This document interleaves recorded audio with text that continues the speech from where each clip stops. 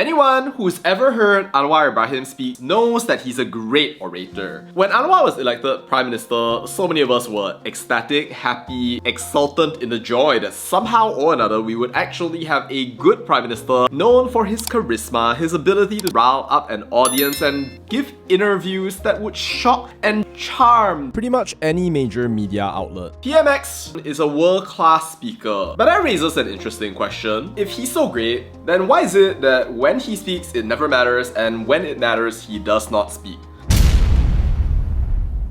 Malaysia is an extraordinarily diverse society. You have Chinese, Malays, Indians, Christians, Buddhists, Taoists, Muslims, yada yada yada yada yada. These people can easily fight, they have fought, and almost every single time Anwar is just not there. Now, I'm not saying PMX doesn't speak, but generally I'm saying he says beautiful words but he doesn't take action on them. And here's an example from Chinese New Year.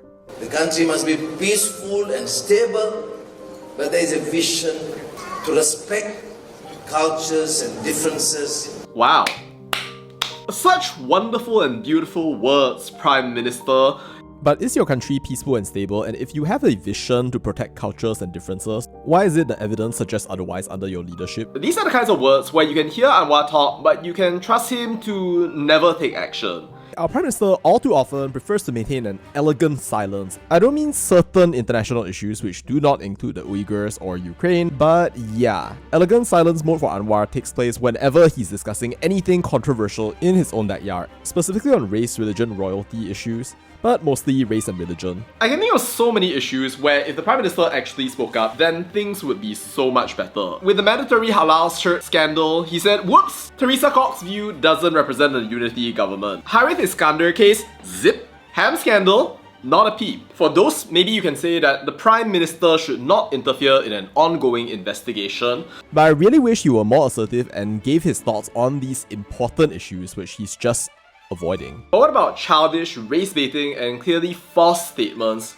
like Rasman Zakaria and Siti Mastura yapping about eyes like ours, skin like ours, bapa, mak, keluarga communist? If he did take action, then he would be out there putting into place the values of the Asian Renaissance and going after every single one of the races, but he does none of that. Which makes me feel like he doesn't care about how other races feel in Malaysia, or he's just scared.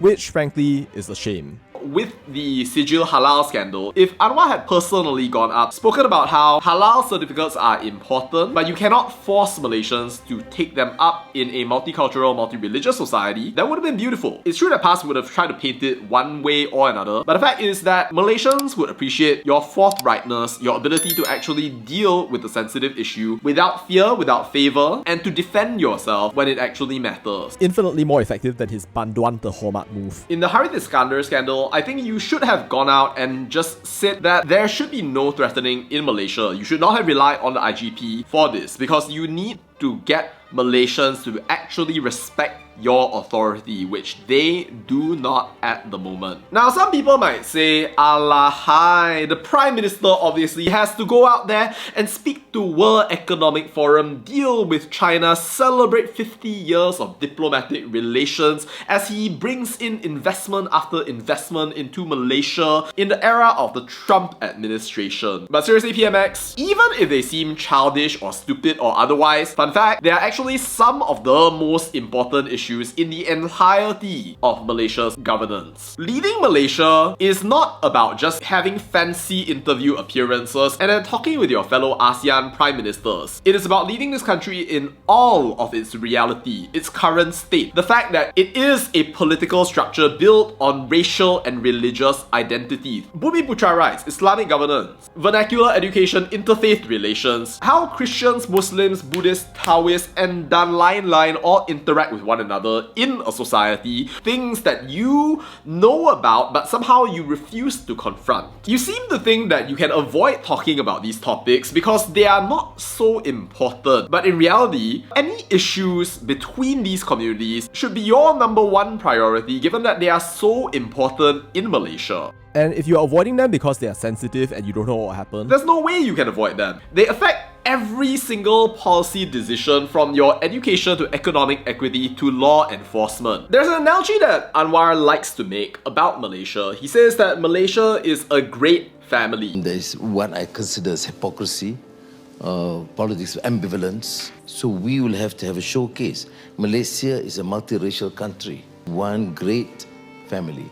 Well, if it is a family, it's a very dysfunctional family with problematic family members, I think. Well, if Malaysia is a family, then Anwar as the Prime Minister and the leader of this country, and by extension the person who has the highest esteem, or should have the highest esteem, in this entire country must therefore be the father, the leader of the family, the person who sets the tone, the narrative, and makes people understand what is accepted and what is not accepted in this country. When family members are fighting, you're not gonna solve the problem by just waiting for things to just move along, because the problem is not going to get solved, it's going to get worse. Now, some people might say, Allah, the PM has to care about more important things. He cannot be caught in every single issue out there, otherwise even if he had 50 lives, he wouldn't be able to get done with all of it.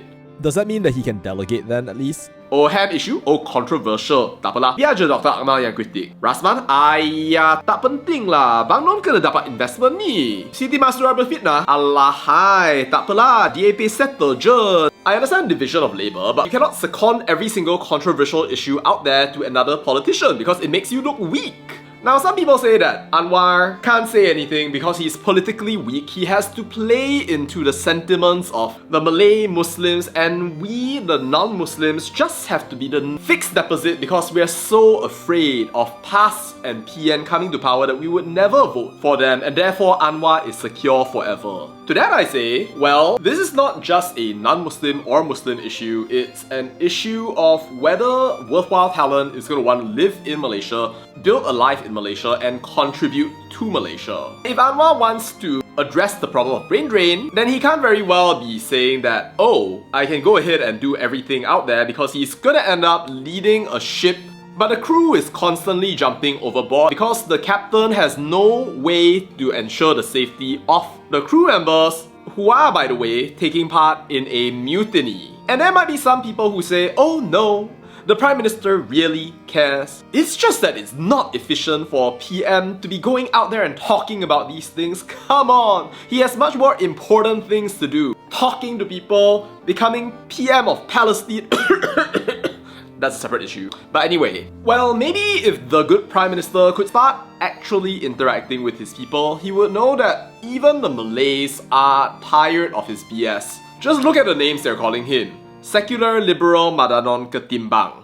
The fact is, there's a whole ton of people who would love to have PMX be silent, even as they carry on with their racist narratives, yapping left, right, front and centre about pendatang, tak hormat tuan tanah and other things out there, calling themselves the true defenders of Malays and Islam, even as your government just keeps your elegant silence. Which is a shame because the best ally of non-Malays against racist Malays is the Malays themselves. Do you seriously think that ignoring these people is going to make you endeared to the Malays? No, it's not. It's going to cause the uneducated people to end up believing these people. If this is pandering to the Malay Muslims, I don't think he's very successful at this point. Causing the Indians and the Chinese to get pissed off because you're not defending them against people who are clearly trying to attack them. And the source of the problem is he is not forthright when he should be forthright. He does not talk about issues when he should be talking about issues. He does not show leadership in Malaysia but just goes out doing all his interviews trying to do what?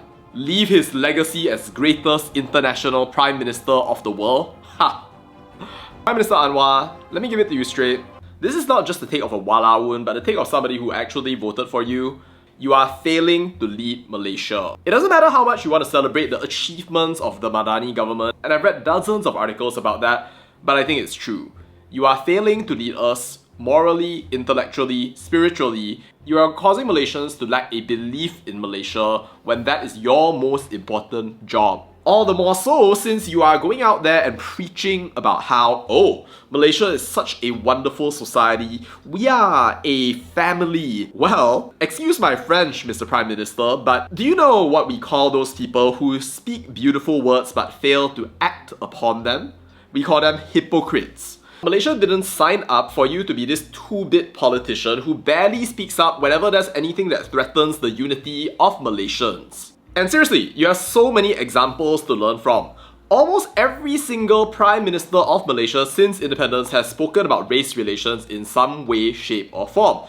Tunku Abdul Rahman was our father of independence. He united us.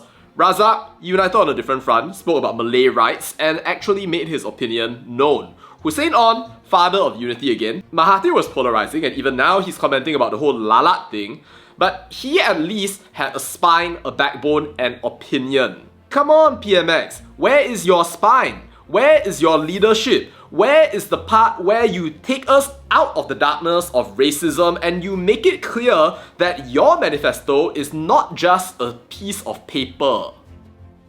As a leader of this country, your words, they matter. And Malaysia is looking for a leader who can shape our view of this country, our place in it, that can make us genuinely think, feel and believe that we are proud to be a part of this Malaysian nation. This guy did try once though. He wasn't successful, but his attempt is worth looking at. Given that race and religion are things that so uniquely define and captivate Malaysia, and the relationship between the races is one of the most important things to make sure that we actually have a functioning and progressing society, if you truly believe in a multicultural, diverse Malaysia, one that is to be respected rather than pushed against, please sir, come out, take action, and make your voice heard. I do admit that even now, as we go through the media cycle, there is the chance that maybe Anwar Ibrahim has just been misinterpreted.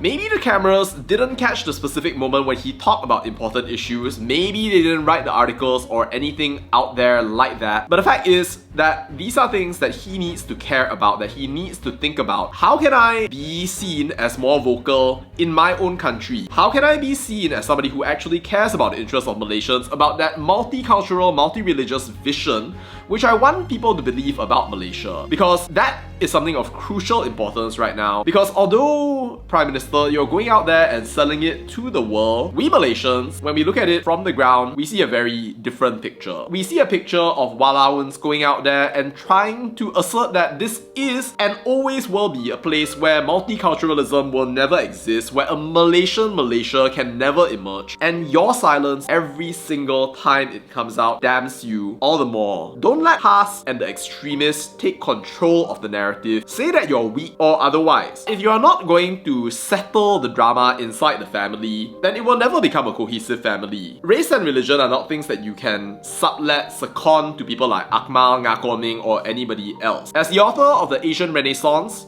Oh yeah, and as the 10th Prime Minister of Malaysia and someone who can actually educate the people of this country, we hope that you can do better, that you can know better, that your words, Mr. Prime Minister, will not just be words, but actually become reality underneath the Malaysian sun.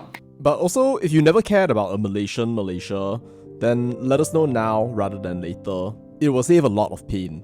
And it will save a lot of energy from a lot of people who are contributing to a country that does not really accept them. Alright, thanks for watching, 恭喜发财, and see you in the next one.